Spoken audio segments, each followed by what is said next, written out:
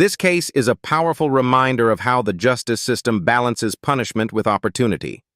We're looking at a defendant with decades of criminal history, multiple prison sentences, and repeated chances to turn things around. But every time, he falls back into the same cycle. Now he's standing in court again, facing up to 15 years, asking for one more chance at probation. The big question is, should the court take the risk? Or has that opportunity already been given too many times? Stick with us, because what the judge says and how this defendant responds might surprise you. Texas versus Eric DeLumba.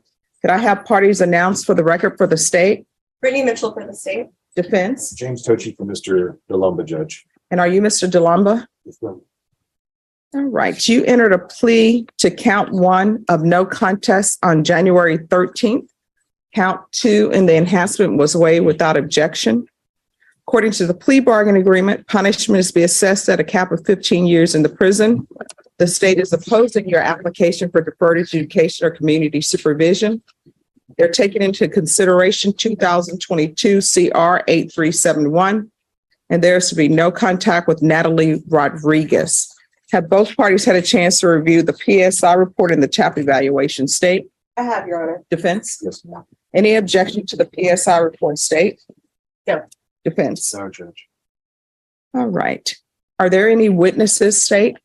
No, Your Honor. Defense? Any witnesses? So this is just argument? Yes, Judge. Yes. All right. State? Your Honor, Mr. DeLumba has a criminal history going back to when he was a juvenile, where he was committed to TYC for 3 different offenses, starting in 1997. Since then, Your Honor, he has picked up an alarming number of serious felony charges, failure to stop and render aid, drug cases, 2 assault family violence cases, one of which was a felony where he got 2 years TDC. It looks like he's gotten 2 years TDC on 2 different dates, a 4-year TDC on a different date. He has gone to TDC for 12 years on a robbery. And of course, we're standing here today because he was indicted on the case he pled to, as well as another assault family second. Also notable is that he hasn't escaped from felony custody for 12 years. Your Honor, and you're looking at the facts of this case also, 19.867 grams of meth. Excuse me. Who has the phone on? I'm sorry. Almost 20 grams of meth, Your Honor. This is a level of possession that is indicative of having a large network, a large access to this type of drug, which we do know he is Mexican mafia. And in the offense, to the officers that day, he also admitted that he is a sergeant in the Mexican mafia. Your Honor, this is an individual who there's no indication in his history in the current charges that he would be willing to turn his life around or benefit from probation at all. He has gotten a tremendous benefit with this bargain, given the fact that he was minimum 25, and he has been multiple times, and he has continually gotten the benefit of a bargain for that. Your Honor, it is the state's strong position that he be denied his application for probation, and we would ask for the full 15 years. All right, defense. Well, yes, he's got a very long, very bad history. I'm getting away from that, Judge. So it is what it is, and Eric comes to me the way he does. I think, and I have not gone back and looked at all of the arrests into this position, but my understanding in talking to Mr. DeLumba, I don't know this is true. I think Eric is the guy, or has been the guy historically, that just continually takes time instead of taking opportunities to try to rehabilitate himself. All right, and counsel, this is the criminal history. Well, I have that, Judge, and it is long and extensive. What I'm saying is on those are his juvenile arrests, but on the felonies, I'm not sure if those were probations that were extended to him and accepted that resulted in pen trips. Now, he informs me that he's never actually done that. I don't know that, but what I can tell you is that cycle that you're looking at, he really truly would like to try and break. And the only way he's going to do that is if the court is willing to extend him a probation. Now, I know this is a large ask, but Mr. DeLomba would like to try to break that cycle right there. That's all I have, Judge. I don't know if he wants to talk to you. Would you like to speak to me, Mr. DeLomba? Do you want to talk to the judge? She gets to ask you questions. Be mindful of that. All right, can you raise your right hand? Do you solemnly swear or affirm the testimony you give will be the truth and nothing but the truth, so help you God? Yes, ma'am. All right, you can lower your hand. Make sure you speak up, okay? Okay, yes, ma'am. All right, so my question for you, this misdemeanor case of assault, bodily injury, married, where you did 90 days in jail, what did you learn from that?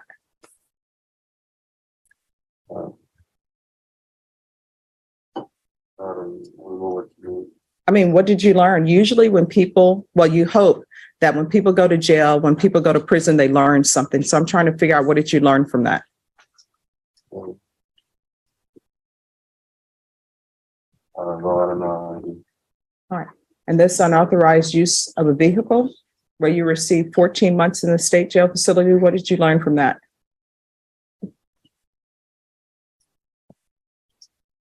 I did. Because see, yeah, I'm gonna need you to speak up so she can hear, okay? I didn't learn from that. All right, and then we have the 4 years in prison for the failure to stop and render aid. What did you learn from that?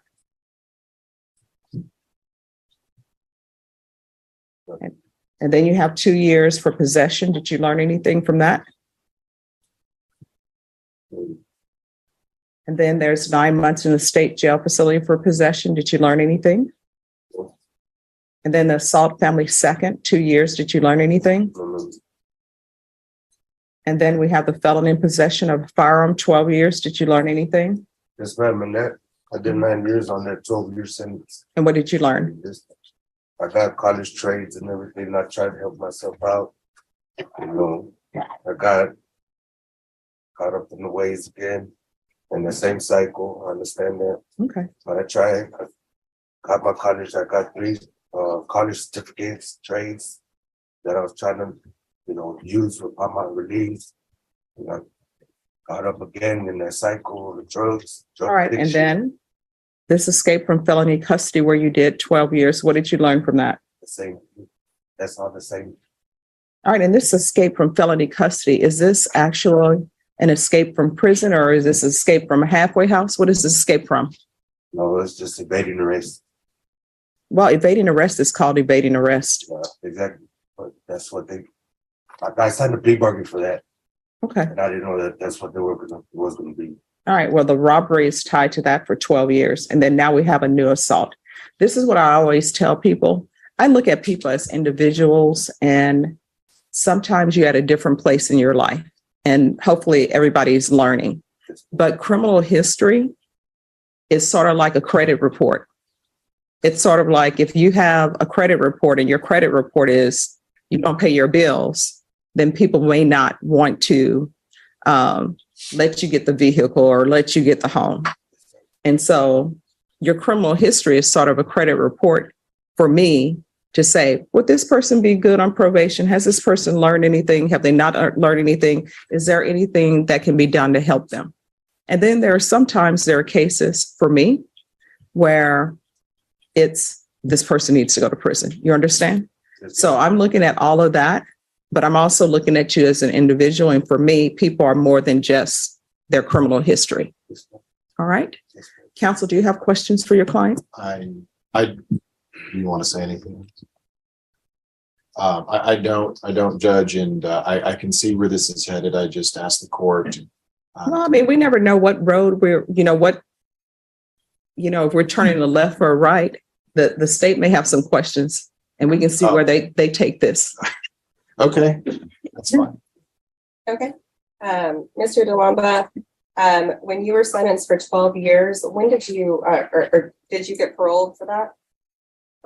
Yes, ma'am, in 2021. So in 2021 is when you were released. Yes, ma'am. Okay. And what was the offense date for this?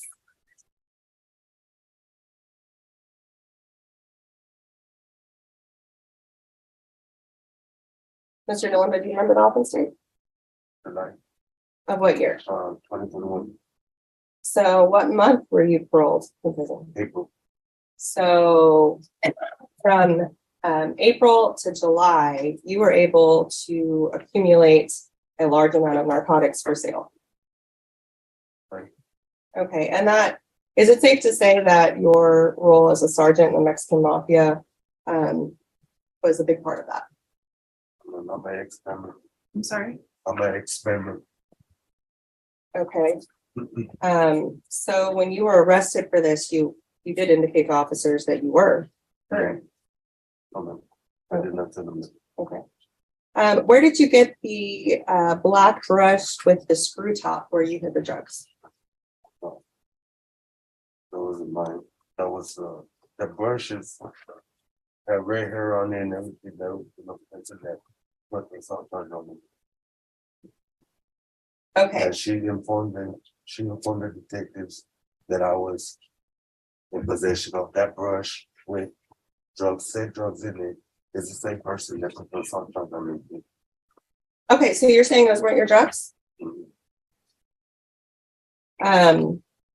was mine and hers. It was. Yes, Okay, so it was yours. yes, ma'am. Okay, now so again, the brush with the screw top, was that something that was created by someone? Was it purchased? That's what it was in. Okay. It was used to hide it. And you said you sold about an ounce a day. What did you charge?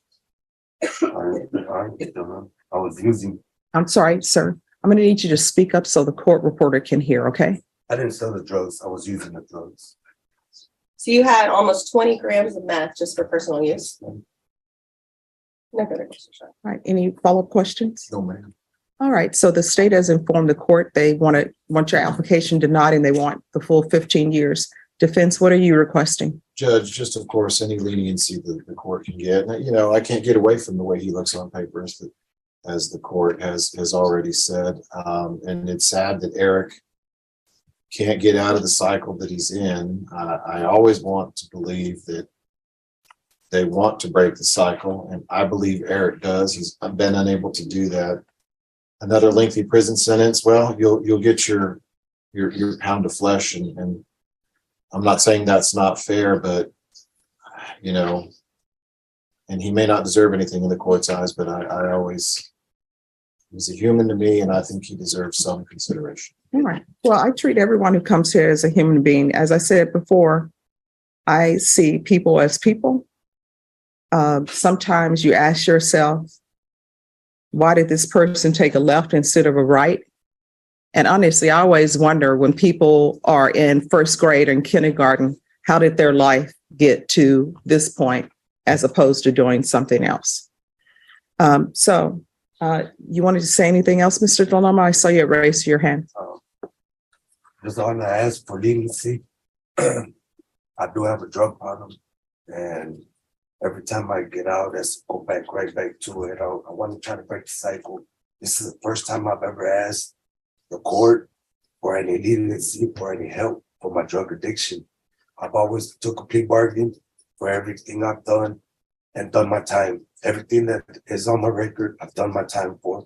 I've already, tried to get over it, and that's not helping me. Penitentiary is not helping me.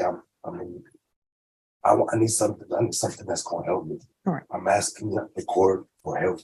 All right. Drug addiction. So, Mr. DeLamba, here's the thing. I am going to deny your application. Now, they do have the therapeutic community at the prison that can help you with your drug addiction. I can't order them to place you in it. I can put a request in and say that you be requested for the therapeutic community.